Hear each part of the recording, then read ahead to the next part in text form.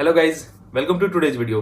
तो गाइज आज की वीडियो बहुत ज़्यादा इंटरेस्टिंग है क्योंकि आज की वीडियो में आपको एक बहुत ही ज़्यादा आपके करियर से रिलेटेड बहुत ही इंपॉर्टेंट लेसन बताऊंगा। और वो लेसन बताने से पहले मैं एक स्टोरी सुनाऊंगा। उस स्टोरी में ही वो लेसन छुपा हुआ है, फिर हम डिटेल में उस लेसन के बारे में बात करेंगे। ठीक है, तो जल्दी से स्टोरी स्टार्ट करता हूँ। तो गाइज स्टोरी ये है कि कहीं पे ना, मतलब बहुत पुराने टाइम की बात है, एक बाबा जी का आश्रम था। वो आश्रम चलाते थे बाबा जी, और उनके बहुत सारे चेले थे, शिष्य थे। तो एक बार बाबा जी डिसाइड करते हैं कि मेरे को तीर्थ यात्रा पे निकलना है, जाना है कुछ दिन के लिए। तो ये उनका एक चेला बोलता है कि बाबा जी मेरे को भी साथ ले चलो, मैं भी चलूंगा। तो बाबा जी बोलते हैं ठीक है भाई, तू भी चल ले साथ में। तो वो निकल पड़ते हैं सुबह सुबह अपनी यात्रा पे। और तो पूरा दिन चलते रहते हैं। और शाम को ना, जब रात का टाइम आता है, तो उनको लगता है, बाबा जी बोलते हैं कि यार हमें कहीं रुकना चाहिए, थोड़ा रेस्ट करना चाहिए, कोई जगह देखते हैं रुकने के लिए। तो उनको गाँव के बाहर ना एक झोपड़ी दिखाई देती है। तो झोपड़ी में जाते हैं। तो झोपड़ी में जाके, और उस झोपड़ी का जो मालिक था, मतलब उस झोपड़ी में जो रहता था, एक गरीब सा आदमी, वो उनको वेलकम करते हैं और बोलते हैं बाबा जी आप मेरे पास रुक जाओ आज, और मैं सुबह आप अपने यात्रा पे निकल जाना, खाना वाना मेरे पास खा लो। तो बाबा जी बोलते हैं ठीक है भाई, हम तेरे पास रुक जाएंगे। तो वहाँ पे रुकते हैं बाबा जी, और रुकने के बाद खाना वगैरह खाते हैं, सब बातें बातें होती है। तो बाबा जी पूछते हैं भाई तू क्या करता है। तो कहते हैं बाबा जी मैं तो बस गरीब आदमी हूँ, मेरे पास तो एक भैंस है, और एक भैंस है जो 10-15 लीटर दूध देती है रोज, और मैं तो इस दूध को बेच के मेरा काम चल जाता है, मैं तो खुशी खुशी रहता हूँ, मस्त जिंदगी चल रही है, ठीक ठाक चल रहा है इस भैंस के सारे। तो बाबा जी बोलते सही है भाई। और फिर बाबा जी बोलते ये तेरे ये सामने खेत किसका खाली पड़ा हुआ है। तो बोलते बाबा जी मेरा ही खेत है, पर ये थोड़ी बंजर जमीन है, 2 एकड़ जमीन पड़ी है सामने, लेकिन ये बंजर जमीन है, तो इस पे कुछ होता नहीं है इसमें। तो बाबा जी बोलते ठीक है। तो बोलते मेरा तो ये भैंस है मेरे पास, और ये मैं दूध बेचता हूँ भैंस का, अपना 10-15 लीटर दूध देती है, और इसी में अपना गुजारा चल जाता है, तो मैं तो खुश हूँ, जिंदगी अच्छी चल रही है भैंस के सहारे। तो बाबा जी बोलते सही है भाई, बढ़िया है, अच्छी बात है, चलो। ऐसे बातें बातें करते हैं, और वो उसके बाद सो जाते हैं रात में। उसने बाबा जी को और चेले को चारपाई दे दी, और वो बंदा बेचारा खुद नीचे सो गया जमीन पे। तो बाबा जी उठे रात में 3-4 बजे, और बाबा जी ने उसको उठाया, अपने चेले को, और बोले कि भाई चेले एक काम कर, इसकी भैंस खोल के ले चलते हैं। तो वो चेला कहते हैं कि बाबा जी क्या मजाक कर रहे हो सुबह सुबह। तो कहते हैं नहीं भाई, हमें आश्रम पे भी तो चाहिए ना, हमें भी तो दूध चाहिए। 15-20, इसने बोला 10-15 लीटर दूध देती है, तो अगर ये दोनों टाइम 15-15 लीटर दूध देगी तो हमारा तो मस्त काम हो जाएगा, हमारे आश्रम में तो हमें उसकी जरूरत है। तो बोलते बाबा जी ये तो क्या कैसी बात कर रहे हो, आप चोरी करोगे। तो बोले अरे यार चोरी क्या, ये तो दूसरी खरीद लेगा, इसमें क्या दिक्कत है, और दूसरी खरीद लेगा ये तो, और हमें जरूरत है वहाँ पे दूध पीने की। तो वो कहता है कि जो चेले को बड़ा अजीब लगता है, कह रहे और कहता है कि हम जो यात्रा पे जा रहे थे, यात्रा पे क्या करेंगे। कह रहे यात्रा का फल समझ ले, अभी हमें यात्रा का फल मिल चुका है, अब तू वापिस चलिए, भैंस ही है हमारे यात्रा का फल। अब यात्रा हम अगले साल करेंगे, तीर्थ पे हम अगले साल जाएंगे, समझ ले हमें तीर्थ यात्रा का फल मिल गया, भैंस लेके अपना चला आश्रम में वापिस। तो बाबा जी, वो चेले को बड़ी हैरानी होती है, लेकिन वो मतलब गुरु की बात भी नहीं टाल सकता है। तो उसने उसको किया मतलब उसको भैंस को खोला, और वो लेके चले गए सुबह सुबह। ठीक है, बहुत अर्ली मॉर्निंग, मतलब वो जो मजदूर, वो जो गरीब इंसान था, वो सोता रह गया, और वो बाबा जी और चेला उसकी भैंस लेके निकल गए सुबह सुबह सुबह। ठीक है, तो क्या हुआ, अब वो बाबा जी और वो चेला आ गए अपने वहां पे, भैंस वैस बांध दी। और उसने चेले को लगा यार मैं, ये बाबा जी ने कैसी बात करी, मतलब इसने चोरी कर ली बाबा जी ने, और हमने इसको गुरु बना रखा है। तो उसके दिल में बड़ा अजीब सा लगा उसको। उसके बाद कई दिन निकल गए, 1 साल निकल गया, 2 साल निकल गए, 3 साल निकल गए, 4 साल निकल गए, 5 साल निकल गए। उस चेले के मन में हमेशा ही एक कहीं ना कहीं रहा कि यार ये गुरु वैसे तो बहुत अच्छे हैं, मतलब बहुत नॉलेज है, बहुत ही अच्छे स्पिरिचुअल गुरु है, लेकिन उस दिन उन्होंने जो चोरी करी ना, मतलब वो चोरी उसके खटक रही थी मन में। और जो बाबा जी थे, जो गुरु जी थे, वो भूल गए उस चोरी के बारे में, अपना वो अपने नॉर्मल चिल लाइफ जी रहे थे। तो ऐसे करते करते ना 5 साल गुजर गए। तो 5 साल गुजरने के बाद क्या हुआ कि बाबा जी ने एक दिन, वो चेला था ना, एक दिन बाबा जी ऐसे लेक्चर दे रहे थे दूसरे शिष्य को कि भाई हमें कभी मतलब ये नहीं करना चाहिए जिंदगी में, हमें अच्छा काम करना चाहिए, गलत काम नहीं करना चाहिए।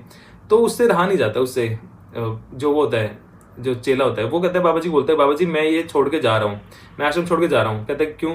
कह रहे आप तो मतलब हिपोक्रेसी कर रहे हो, आप दूसरे को ऐसे शिक्षा दे रहे हो कि अच्छा काम करना चाहिए वो, और आपने उस दिन वो भैंस चोरी कर रही थी।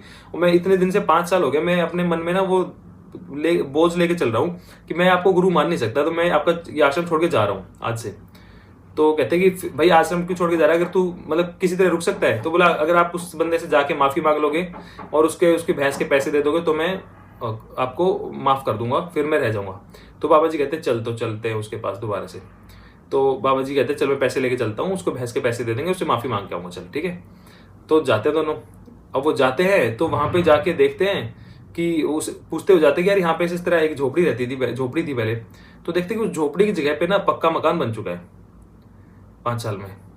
तो देखते कि पक्का मकान बन चुका है, उस घर के नॉक करते हैं, खोल देखते हैं तो वो ही इंसान जो गरीब आदमी था वो उसके अंदर था, मकान के अंदर। तो वो खोलता है, वो मकान मतलब दरवाजा खोलता है और कहता है बाबा जी, अरे बाबा जी आप आए हो, अब ये तो बहुत ही बड़ी कृपा हुई है, और आपने तो मतलब आप तो बहुत टाइम के बाद आए। तो बैठ जाते हैं ऐसे ही दोनों, सब लोग बैठ जाते हैं।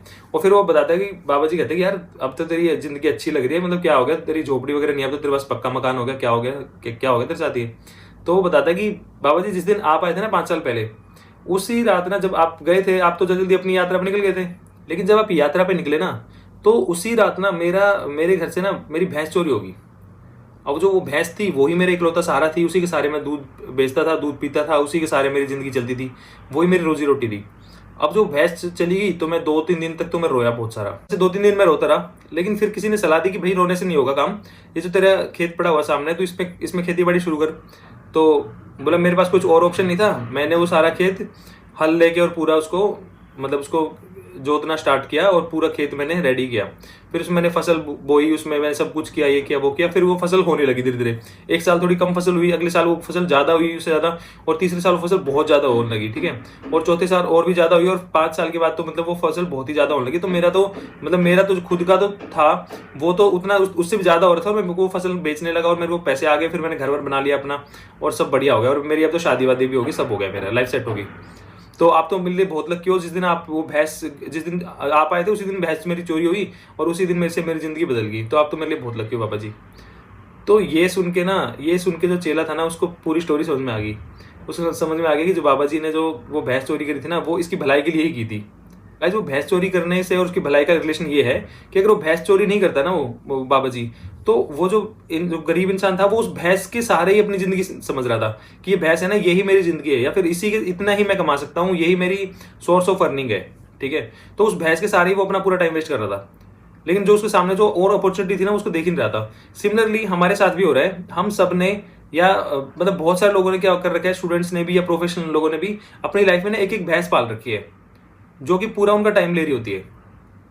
अब वो भैंस पालने की वो डिफरेंट तरह की भैंस हो सकती है, क्योंकि मेरे से तो स्टूडेंट कंसल्ट करते हैं तो मेरे को पता है वो किस तरह की भैंस वो लेके आते हैं। अब मेरे तो मन में मेरे को तो स्टोरी पता होती है। अब जब वो अपनी स्टोरी बताता है तो मैं ये तो नहीं बोल सकता कि तूने ये भैंस पाल रखी है अपनी जिंदगी में, ये भैंस तेरे को आगे नहीं बढ़ने दे रही, ठीक है। तो भैंस किस तरह की होती है बताता हूँ।